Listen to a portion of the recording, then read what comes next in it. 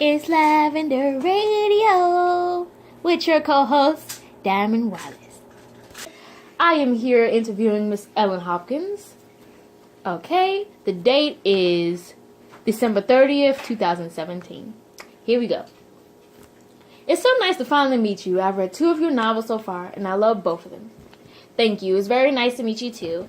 I do have an appointment in an hour, so I'm all ears. Okay, so what influenced you to write teen fiction? I just like to write stories in general. It is noticed as completely fiction, but I feel like some things I experienced as a teen and other things I've heard from younger family members were used as reference.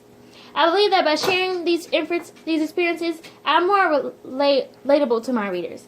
It can also touch on some things that need to be addressed in everyday society, such as sex, drugs, and STDs. Yeah, I've seen a lot of that in Tilt and your novel Perfect. It was very refreshing to see that as a young teenager, because it helped me realize that I'm not the only one going through these things. I'm also not the last one to experience it in their lifetime. I'm glad you feel that way. Yeah, okay. I've seen in your novels you touch on sexuality a lot. Do any of the characters' opinions about sexuality resemble yours? I actually don't think that teenagers should engage in sexual activity because they're not responsible enough to handle the consequences. But I decided to address it in my novels because young adults should hear about the consequences in relation to comparable situations.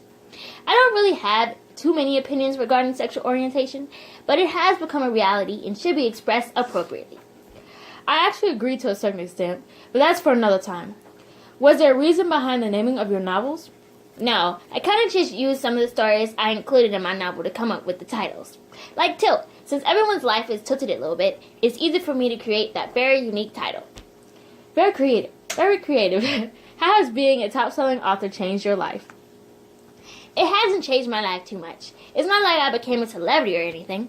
I've been recognized mostly for my name, and I've been asked for autographs a few times, but nothing major. But I can tell you this, I'm very accomplished.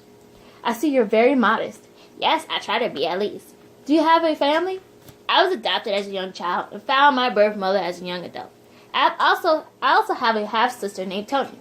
I met my husband John after I had my daughter Kelly, and later I adopted a son named Aaron, or who we call Hunter. You have a nice little family. Thanks. I know you've answered this question in your previous statement, but do you have any children and how many did you want to have as a young adult? I had one and adopted another.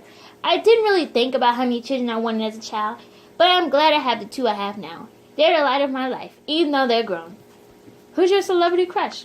It would have to be Johnny Depp. He is just so cool and eccentric and open-minded. Ooh, great choice. How'd you feel about politics? Well, my adopted parents are Republicans, but I'm more liberal. I think that we might be in a rough patch right now in life, but we will prosper. I agree 100%. If you could live anywhere in the world, where would it be? Probably Canada. They have better health care and I wouldn't have to deal with the problems we're currently facing in America. Same.